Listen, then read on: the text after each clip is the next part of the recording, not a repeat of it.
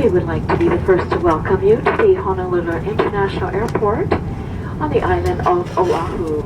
The current local time here is 12:35 p.m. We will be taxiing for the next few moments for your safety as well as for your comfort. Please remain in your seat, seatbelt securely fastened, carry-on items properly stowed until the aircraft has come to a complete and final stop at the gate, and Captain Baldwin has turned off the fasten seatbelt sign.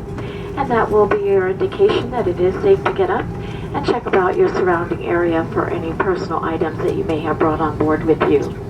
Use caution when opening the overhead compartments. Your items may have shifted during our flight. You will be exiting out of the forward two doors on the left-hand side of the aircraft. Please watch your step. There may be a slight floor level change onto our jetway. The Honolulu International Airport is a smoke-free facility. Please refrain from smoking until you are well outside the terminal. For those passengers who may have gate-checked any car seats or strollers, please allow our ground staff just a few moments to bring those items up to the jetway for you. And passengers requesting